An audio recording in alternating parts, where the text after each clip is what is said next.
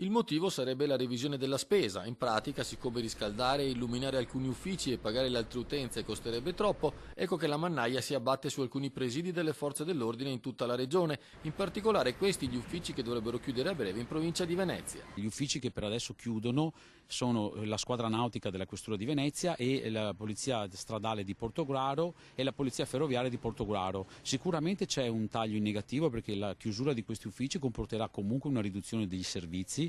Se è già grave la chiusura della sezione nautica, soprattutto in una città d'acqua come Venezia, preoccupano molto anche le chiusure dei due uffici della polizia stradale e della polizia ferroviaria di Portogruaro. E quindi la chiusura di questi uffici avrà una ricaduta per il cittadino che avrà meno possibilità di parlare e di avere l'aiuto delle forze di polizia e dovrà per forza di cosa ricorrere ad uffici che sono ben più lontani rispetto a dove sono posizionati oggi. A rischio in regione anche molti uffici provinciali della polizia postale, un compartimento fondamentale per combattere i reati informatici e quelli legati alla pedopornografia, ma anche per scoprire i colpevoli di altri reati. Già pronte le azioni di protesta da parte dei sindacati degli agenti. Noi diciamo no, non ci stiamo. Se questa scelta dovesse essere attuata dal nostro Ministero, noi saremo pronti come UGL di scendere in piazza con le nostre bandiere a fianco di tantissimi cittadini che chiedono maggior sicurezza. Armelleo si rivolge direttamente al Ministro degli Interni.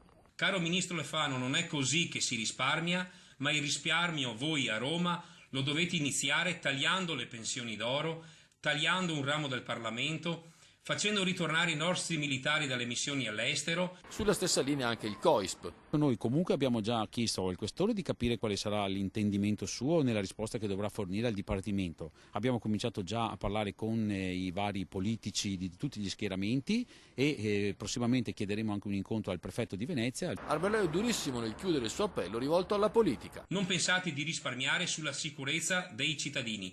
Se volete far questo, vergognatevi.